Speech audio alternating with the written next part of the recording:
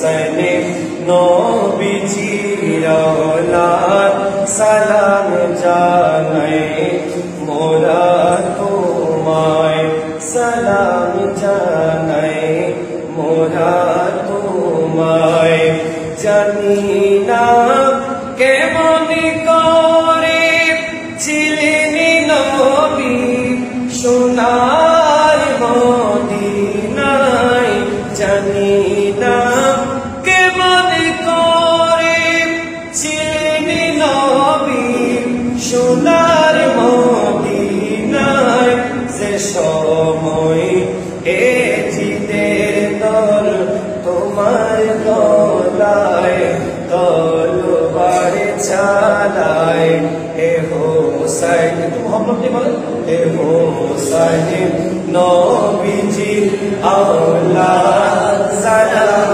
জানাই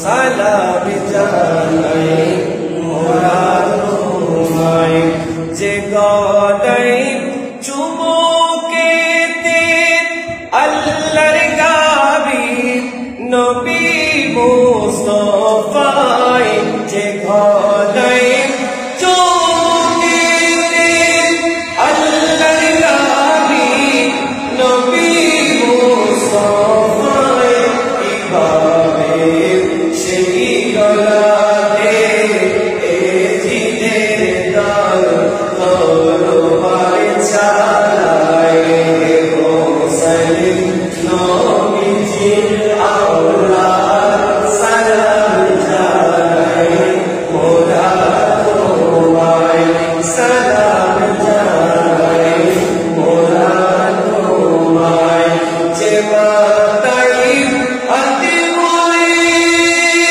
কুম্বড়াতে আম্মা ফাতেমায় যে মাতাই আতি বলি কুম্বড়াতে আম্মা ফাতেমায় কিভাবে সেই মাতাকে কিভাবে সেই মাতাকে নীল তারা তীর আগায় হোসেন নবীজির औलाद সালাম জানাই সালাম ইয়া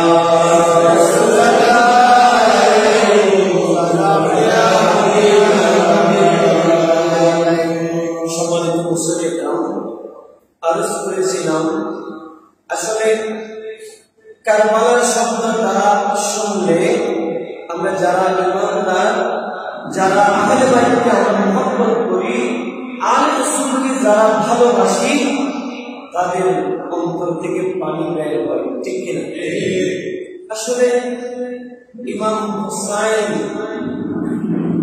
আমার নবী আমার রাসূল পাকের আহলে বাইতকে এত বেশি মহব্বত করতেন এত বেশি ভালোবাসতেন এক আল্লাহ ছাড়া কেউ জানে না সুবহানাল্লাহ সম্মানিত মুসলিম হযরত আব্বাস রাদিয়াল্লাহু তাআলা একখানা হাদিসে কারীমা ইরশাদ করেছেন আমার নবী প্রত্যেকে বলুন সাল্লাল্লাহু আলাইহি ওয়াসাল্লাম প্রতিদিন ফজরের নামাজের পরে সাহাবীদেরকে নিয়ে কোরআন ও হাদিসের আলোকে কথাবার্তা বলতেন কথোপকথন করতেন হঠাৎ একদিন আমার নবুয়তের রাসূল ফজরের নামাজ আদায় করার সাথে সাথে মওলা আলীকে সাথে নিয়ে আমার নবী মসজিদে নববী থেকে বের হয়ে গেছেন সুবহানাল্লাহ এখন বের হওয়ার পরে হযরত আবু বকর সিদ্দিক রাদিয়াল্লাহু তাআলা আমার নবীর দিকে তাকিয়ে আছেন সুবহানাল্লাহ তো হযরত আবু বকর সিদ্দিক বললেন আমি তো আমার নবী এমন আশিক এমন পাগল আমার নবী তো আমাকে ছাড়া কোনো একটা কাজ শুরু করে নাই আমার নবী যে কাজ করেছেন সেই কাজের মধ্যে আমিও আবু বকর সিদ্দিককে ডেকে নিয়েছেন সুবহানাল্লাহ এমনকি আমার নবী যখন মক্কা ছেড়ে যখন মদিনা মুনাওয়ারাতে যখন হিজরত করেছেন আমার নবী সেখানেও আমাকে সঙ্গী হিসেবে নিয়েছেন। আজকে আমার নবী কি হলো আমি তো জানি না, কেন আমাকে আজকে সাথে না নিয়ে আমার নবী মওলা আলীকে সাথে নিয়ে কেন মসজিদ নববী থেকে বের হয়েছেন, এটা আমি আমার অন্তর দিয়ে সহ্য করতে পারি না।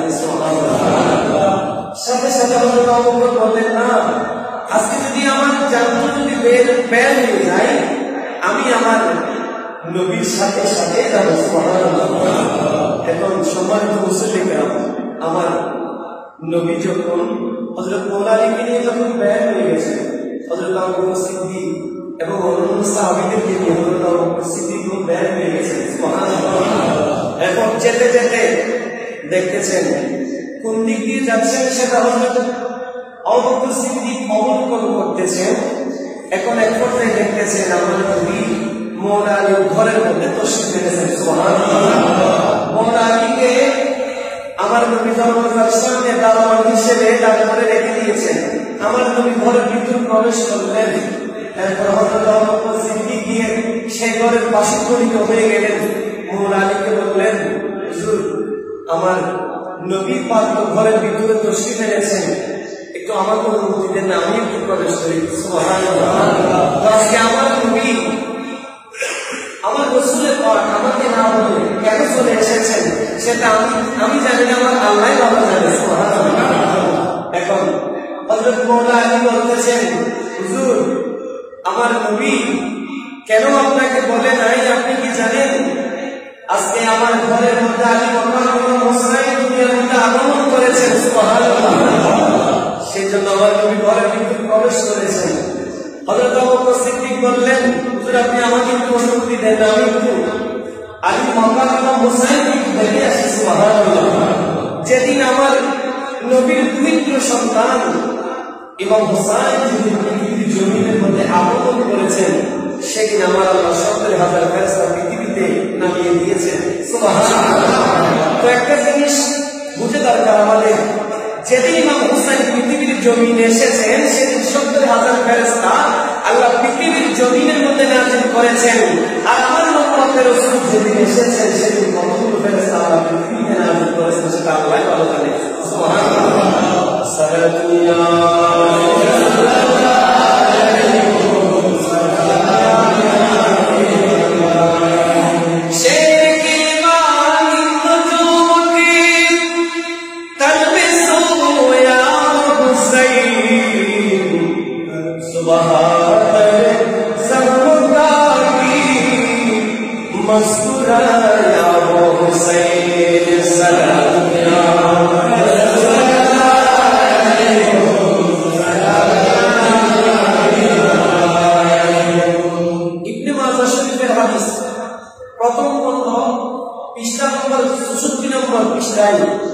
আমার নবী বলতেছেন, ইন্নাল হাসান ওয়াল হুসাইন হুমা রায়হানে মিনাদ দুনিয়া। সুবহানাল্লাহ।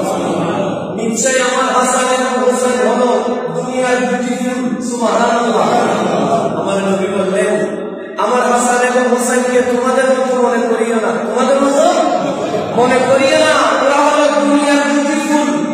অন্য হাদিসের মধ্যে তিরমিজি শরীফের হাদিস, আমার নবী বললেন, আল হাসান ওয়াল হুসাইন সাইয়্যিদুল আসবাবে আহলিল জান্নাহ। সুবহানাল্লাহ। আমার নবী বললেন, ওগো আমার উম্মত, তোমরা কি জানো আমার হাসান এবং হুসাইন হলো জান্নাতের যুবকদের সরদার। সুবহানাল্লাহ। এখানে একটা প্রশ্ন আছে, প্রশ্ন হলো, যাদের বয়স হয়ে গেছে, যাদের দাড়ি পেকে গেছে, ঠিক কি না, তাদের একটা প্রশ্ন, হুজুর জান্নাতের যুবকদের সরদার ইমাম হাসান হুসাইন হবে, তাই আমরা তো বৃদ্ধ হয়ে গেছি, আমাদের সরদার কে হবে? সুবহানাল্লাহ।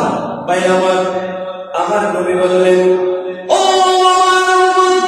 তোমরা শোনো, তোমরা জেনে রাখো, যখন একজন মানুষ পৃথিবীর জমিন থেকে যখন বিদায় হয়ে বরজখ দুনিয়ার কবরের জগতে যখন চলে যাবে, তখন ওই কবর থেকে আল্লাহর বান্দাদেরকে যুবক অবস্থায় উত্তোলন করা হবে। সুবহানাল্লাহ। আমার নবী অন্য হাদিসের মধ্যে বললেন, ইমাম হুসাইনকে কত মহব্বত করতেন, ইমাম হাসানকে কত মহব্বত করতেন। ভাই আমার নবী সকালবেলা শরীফ থেকে বের হলেন।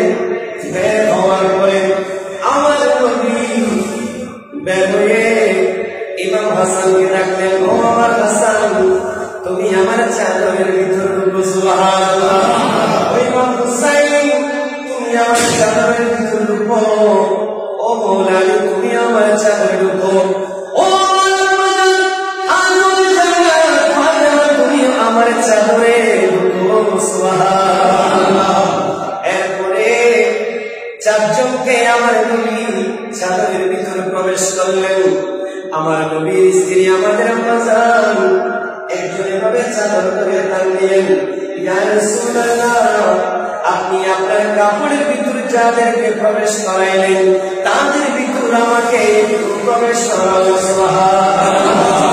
আর নবী ডান দিয়ে বললেন, ও আমার বিবি, আমার স্ত্রী, তোমাকে নিয়ে মানুষেরা কোনো কথা ফাসাদ সৃষ্টি করবে না, কারণ তোমরা তো আমার উম্মতের মা। মার সাথে কেউ বিয়াদবি করে না। আমি আমার আহলে বাইতকে আমার চাদরের ভিতর ঢুকাইছি এই কারণে। সাথে সাথে আমার নবী বললেন, ও দুনিয়ার জগতের মানুষ, আমার নবী আল্লাহর দরবারে দুজারাত করে বললেন, আল্লাহুম্মা ইন্নী উহিব্বুকা, ও আল্লাহ, আমি এই দুইজনকে বড় বেশি ভালোবাসি। সুবহানাল্লাহ। আমার নবী বললেন, আল্লাহুম্মা, ও আমার আল্লাহ, ইন্নী উহিব্বুকা, আমি আমার চাদরের ভিতরে যারা প্রবেশ করেছে আমার আহলে বাইত, আমি এদেরকে বেশি মোহাম্মত করি। ফাহিব্বুকা, আল্লাহ আপনি মোহাম্মত করুন। ও আল্লাহ, ওয়াহিব্বুকা, আল্লাহ এদেরকে যারা ভালোবাসবে কিয়ামত পর্যন্ত আপনি তাদেরকে মোহাম্মত করুন। সুবহানাল্লাহ।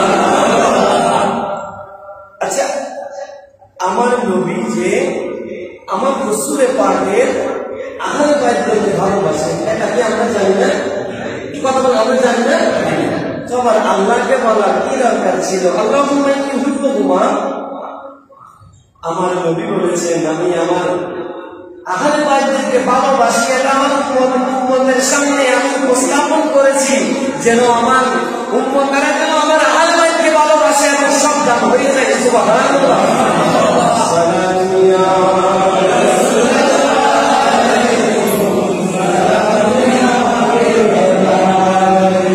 আরেকটু সামনের দিকে আসেন ভাইয়ের আমার নবী গভীর মনোযোগ।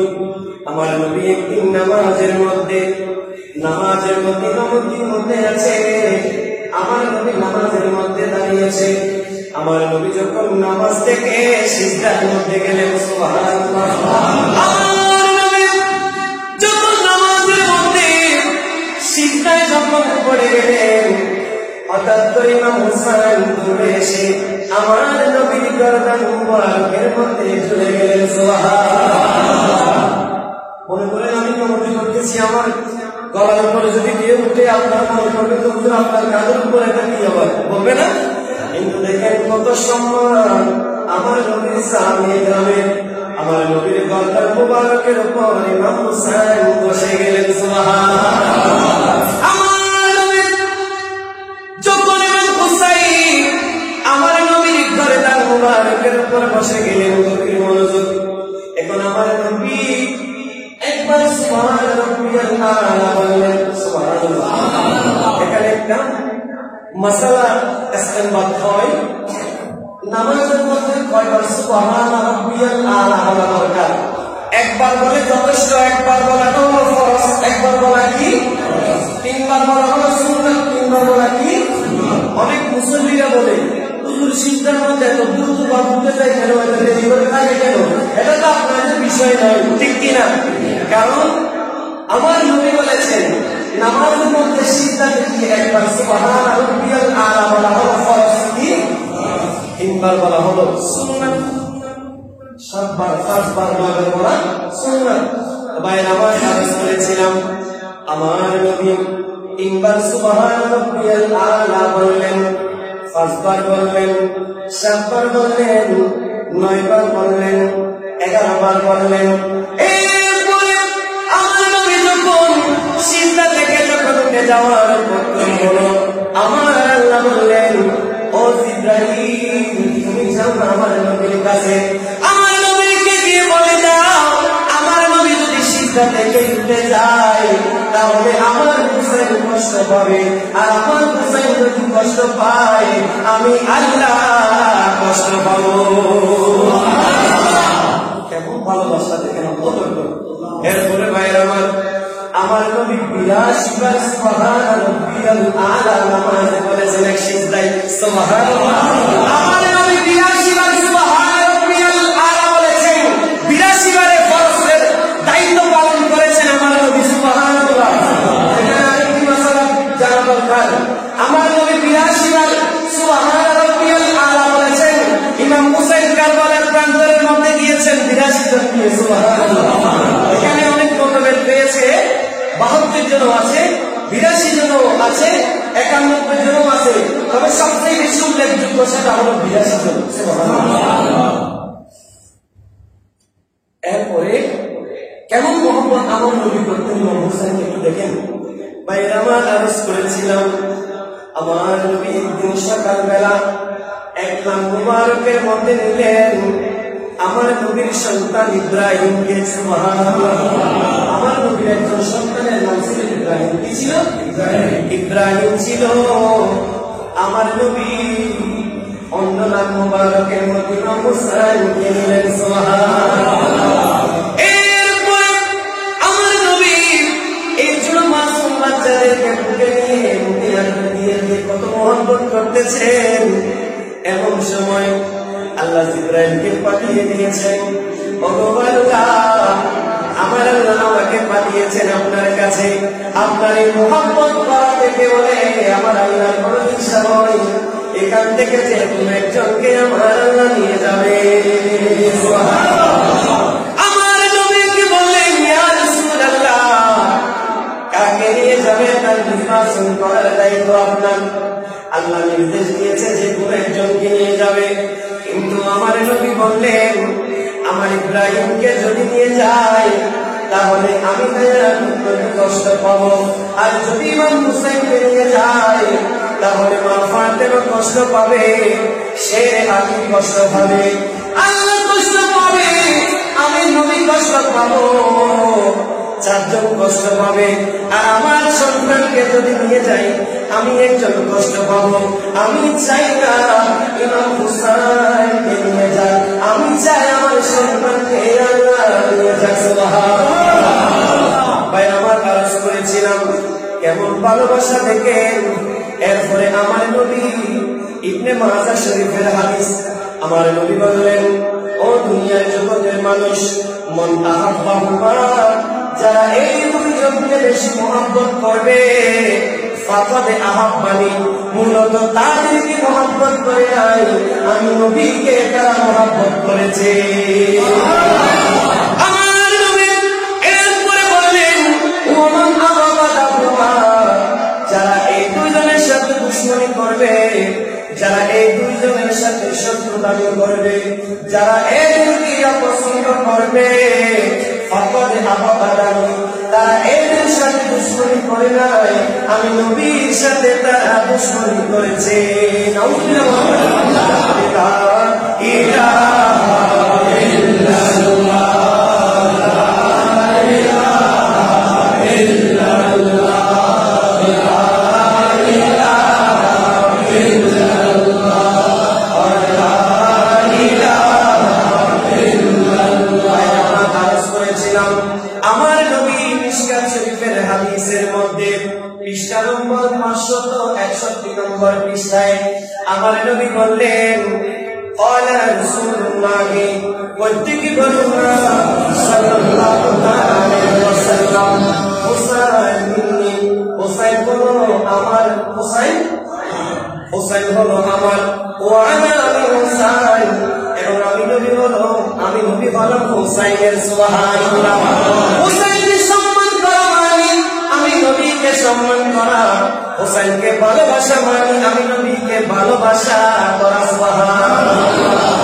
আল্লাহ আহাব্বাল্লাহু মান আহাব্বা হুসাইনান, ও আল্লাহ যে হুসাইনকে ভালোবাসবে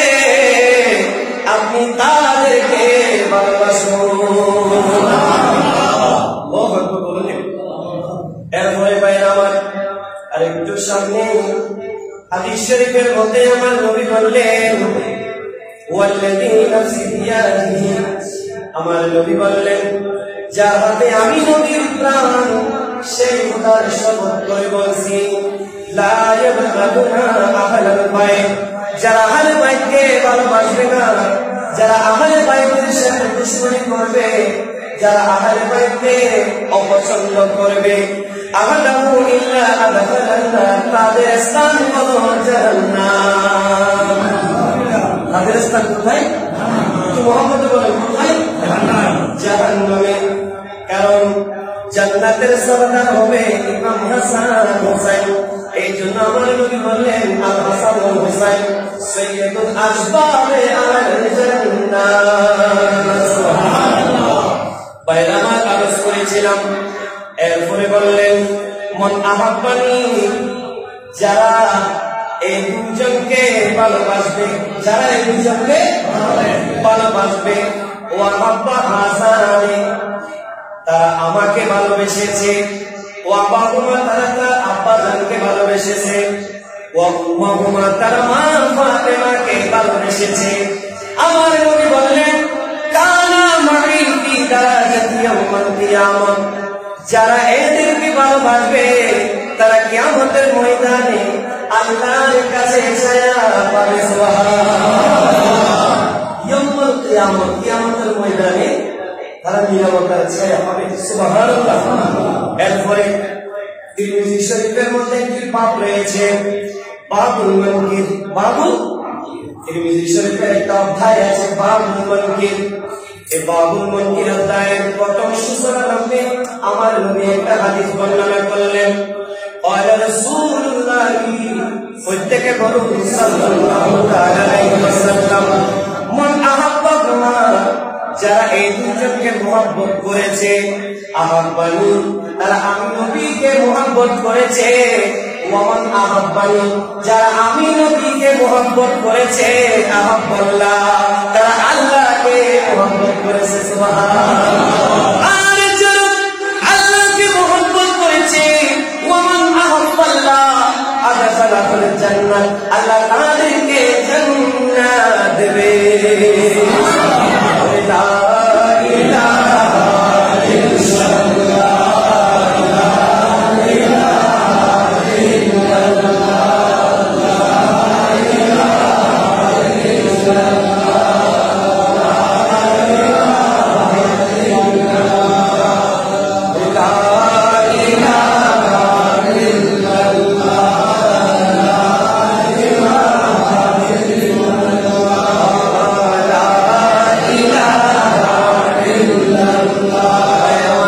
করেছিলাম।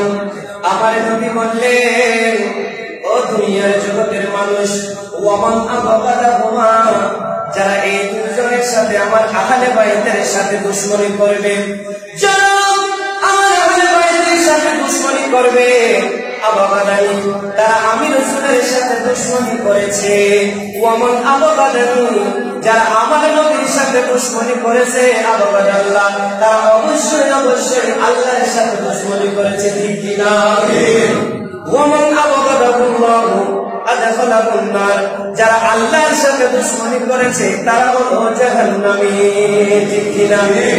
আমার নবী, এগুলো আমার কোনো বানোয়াট কথা নয়, এগুলো কিতাবের হাদিস, তিরমিজি শরীফের হাদিস, মিশকাত শরীফের হাদিস।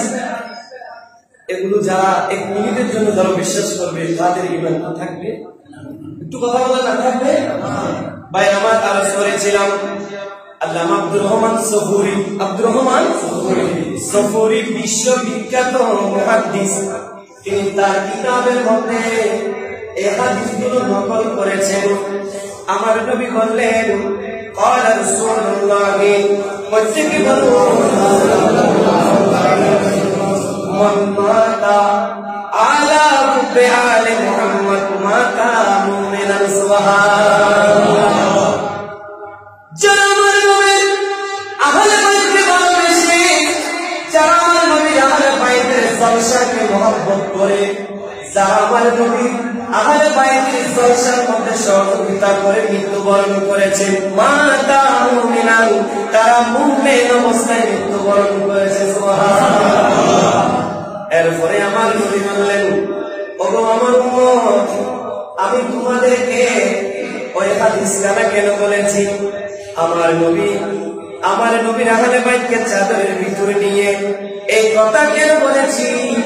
আমার নবী বললেন, আল্লাহুম্মা উহিব্বুহুমা, ও আল্লাহ, আমার উম্মতকে শিক্ষা দেওয়ার জন্য আমি তাদের উদ্দেশ্যে বলতে চাই, আল্লাহুম্মা ইন্নী উহিব্বুহুমা, আমি এদেরকে বেশি ভালোবাসি, ফাহিব্বুহুমা, আল্লাহ তাদেরকে আপনি ভালোবাসুন। সুবহানাল্লাহ। আর যারা আল্লাহ এদেরকে ভালোবাসে, আপনি আল্লাহকে ভালোবাসুন। সুবহানাল্লাহ। এরপরে আমার নবী বললেন, কারণ আহলে বাইতকে নিয়ে বিভ্রান্ত সৃষ্টি হবে, ঠিক কিনা? এই জন্য আমার নবী বললেন কুরআনুল কারীমের মধ্যে, কুল্লা আসআলুকুম আলাইহি আজরা, ইয়া রাসূলুল্লাহ, আমি আল্লাহর কথাগুলো আপনি পৃথিবীর জমিনে ছড়াই দেন। কোরআন কার কথা? আল্লাহর কথা। আমার নবী বললেন, ইয়া রাসূলুল্লাহ, আপনি আমার বান্দাদেরকে, আপনার উম্মতদেরকে বলে দেন, কুল ইয়া রাসূলুল্লাহ, বলুন আসআলুকুম আলাইহি আজরা, ইয়া রাসূলুল্লাহ, আপনি বদরের জমিনের মধ্যে আপনি যুদ্ধ করেছেন, খন্দকের জমিনে আপনি আপনার যুদ্ধ করেছেন, উহুদের ময়দানে আপনি দমদম মুবারক শহীদ শাহাদাত করে দিয়েছেন, আপনি বদরের ময়দানে, তায়েফের ময়দানে রক্তে জর্জরিত করেছেন। আপনি বলেন না আপনার উম্মতের কাছ থেকে কিছু চান না, গুরুর বিনিময়ে। সুবহানাল্লাহ। ইয়া রাসূলুল্লাহ, একটা কথা বলে দেন, ইল্লাল মুওয়াদ্দাত, শুধু আপনি মুওয়াদ্দাত চান, আপনার উম্মতের কাছ থেকে ভালোবাসা চান, আপনি টাকা পয়সা চান না, ধন সম্পদ চান না, ইসলামের জন্য এত কষ্ট করেছেন, শুধু আপনি একটা জিনিস চান, মুওয়াদ্দাত, ভালোবাসা। কার জন্য ভালোবাসা ফিল করবা? নিবন্ধ আত্মীয়দের জন্য আপনি ভালোবাসা চান, আপনার আহলে বাইতের জন্য ভালোবাসা চান, এটা আপনি আপনার উম্মতদেরকে বলে দেন না। সুবহানাল্লাহ। আল্লাহ বলেছেন কোরআনে, ওগো আমার বন্ধু, আপনি আপনার উম্মতদেরকে বলে দেন, কিছু চান না, শুধু একটা জিনিসে চান, সেটা হলো ইল্লাল মুওয়াদ্দাত ফিল কুরবা, শুধু আহলে বাইতের ভালোবাসা। সুবহানাল্লাহ। এরপরে আমার নবী বললেন, ক্বালা রাসূলুল্লাহ, প্রত্যেকে বলুন না সাল্লাল্লাহু আলাইহি ওয়াসাল্লাম। আমার নবী বললেন, মান মাতা আলা হুব্বি আলে মুহাম্মদ মাতা শাহীদান। সুবহানাল্লাহ। যারা আমার নবীর আহলে বাইতের জলসাকে মহব্বত করবে, যারা আহলে বাইতের জলসার মধ্যে সহযোগিতা করবে, তারা মৃত্যুর সময় শাহাদাতের মর্যাদা পেয়ে মৃত্যুবরণ করবে। সুবহানাল্লাহ। কিসের মর্যাদা পেয়ে? সবাই বলুন, কিসের মর্যাদা? শাহাদাতের মর্যাদা পেয়ে মৃত্যুবরণ করবে। শাহাদাতের মাকাম, এটা এমন একটি মাকাম, কিয়ামতের ময়দানে বুঝে যাবে সে তার মাকাম কত। এরপরে বললেন আমার নবী, ক্বালা রাসূলুল্লাহ, প্রত্যেকে বলুন না সাল্লাল্লাহু আলাইহি ওয়াসাল্লাম, ইয়া রাসূলুল্লাহ।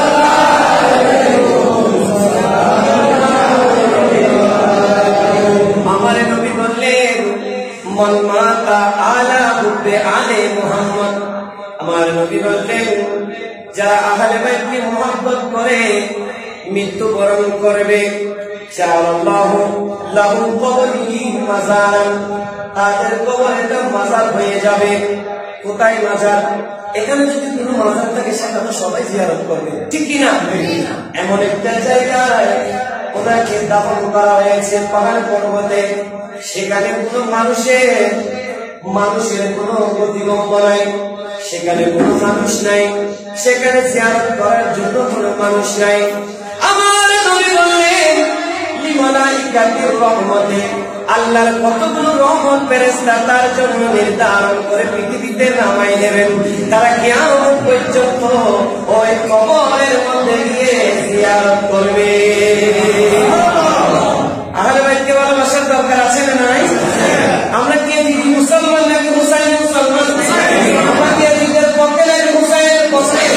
অনেক আছে এদিকের পক্ষ অবলম্বন করে। অনেকে বলে ইমাম হুসাইনের সাথে কারবালার সাথে কোনো সম্পর্ক নাই। ঠিক কিনা? কথা বলে ঠিক কিনা? এটা আমি আমার মোবাইলের মধ্যে আমি সেভ করে রেখেছি। যারা বলেছেন কিয়ামতের ময়দানে আমার নবী তাদের জন্য সুপারিশ করবে না, কথা বলে করবে না। আসলে ভাই, আসলে ইমাম হুসাইন এটা অনেক লম্বা ঘটনা, অনেক লম্বা কাহিনী। তো ইমাম হুসাইন একমাত্র শাহাদত বরণ করেছেন ঈমানকে রক্ষা করার জন্য। একদিন ঈদের দিন সকালবেলা আমার নবী নামাজ পড়ে যখন ইমাম হুসাইনের মা ফাতেমার বাড়ির মধ্যে যখন গেলেন, সবাই কুরআন নিয়ে মক্কা মদিনার ছোট ছোট মাসুম বাচ্চারা কুরআন নিয়ে দৌড়াদৌড়ি করতেছে। ইমাম হুসাইন বললেন, ইয়া রাসূল, আম্মাজানের কাছে গেলেন, আম্মাজান আপনি আমাকে কুরআন কিনে দেন। এখন মা বললেন, কিভাবে কুরআন কিনে দেবে, এত টাকা তো নাই, তোমার আব্বার কাছে যাও। আব্বার কাছে গেলেন, এরপরে বললেন, আব্বা বলেন আমার কাছে নাই, তোমার নানাজানের কাছে যাও। আমার নবীর কাছে গিয়ে বললেন, ইয়া রাসূলুল্লাহ আমাকে কুরআন কিনে দিতে হবে। আমার নবী বললেন, তোমাদেরকে আজকে এমন কোরআনে বসি বলে যে কোরআন উপর কেউ উঠে নেই। সুবহানাল্লাহ। আমার নবী কাঁধকে নিচু করলেন, আমার নবী বললেন আমার উপরে বসো। তখন আমার নবীর চুল মুবারক ছিল, লতিসার কান পর্যন্ত আমার নবীর চুল ছিল। ইমাম হুসাইন বললেন, নানাজান সবার ঘোড়ার মধ্যে তো রশি আছে ধরার জন্য, আমার ঘোড়ার মধ্যে তো কোনো রশি নেই, রশির ব্যবস্থা করে দেন। আমার নবী চুল ধরে দুই বুস্তল নিয়ে এভাবে ইমাম হুসাইনকে ধরাই দিলেন। এখন হেঁটে হেঁটে যখন কতটুকু গেলেন, আমার নবী পাকে হাত মুবারকের মধ্যে রক্ত বের হচ্ছে। না না, আমার ঘোড়া থেকে তো রক্ত বের হচ্ছে। তখন ইমাম হুসাইন নেমে গেলেন। তখন ইমাম হুসাইনকে বললেন, ইমাম হুসাইন তুমি আমার সামান্য রক্ত দেখে তুমি পাগল হয়ে যাচ্ছ। কেমন কারবালার প্রান্তরের মধ্যে আমি হুসাইন, আমি নবী হুসাইনকে দেখবো। কারবালার প্রান্তরের মধ্যে নামদারি মুসলমানেরা গরু যেভাবে জবাই করে সেভাবে ইমাম হুসাইনকে জবাই করবে। তো না না, আপনি কি আল্লাহকে বলবেন না? এটার বিচারের জন্য না, আমি বলবো না, আল্লাহ আমার হুসাইনের সম্মানের উঠে নিতে চাচ্ছে। সুবহানাল্লাহ। কারণ আমি বন্ধ করবো না, আল্লাহর কাছে দোয়া করবো না। না না, কেন? আমি কি আমাদের ময়দান আমার হুসাইনের এক ফোঁটা রক্তের বিনিময়ে হাজার হাজার উম্মতের মুহাম্মদীকে জান্নাত দান করবো। সুবহানাল্লাহ। এত বেশি মহব্বত করতেন। এরপরে আমার নবী হাদিসে মুবারকের মধ্যে বলে দিয়েছেন, মান মাতা আলা বিহুব্বি মুহাম্মদ মাতা কাফিরান। যারা ইমাম হুসাইনের আহলে বাইতের প্রতি এক বিন্দু পরিমাণ হিংসা থাকবে, দুশমনী থাকবে, তারা কাফের হয়ে মৃত্যুবরণ করবে। সুবহানাল্লাহ। ওই আহলে বাইতকে ভালোবাসার দরকার আছে না? যারা আহলে বাইতের বিপক্ষে কথা বলবে আমরা তাদের পক্ষ অবলম্বন করি না। ঠিক কিনা? যারা আহলে বাইতকে অন্তর থেকে মহব্বত করবে, যারা আহলে বাইতকে ভালোবাসবে, আমরা তাদের পক্ষ অবলম্বন করব। ঠিক কিনা? কারণ আহলে বাইত আমার আল্লাহ ভালোবাসতেন, আমার নবীকে ভালোবাসতেন। ঠিক কিনা? আল্লাহ আমাদেরকে কিয়ামত পর্যন্ত আহলে বাইতকে ভালোবাসার তৌফিক দান করুন। আহলে বাইতের উপর ঈমান রেখে আহলে বাইতকে ভালোবেসে মৃত্যুবরণ করার তৌফিক দান করুন। সম্মানিত মুসল্লি কেরাম,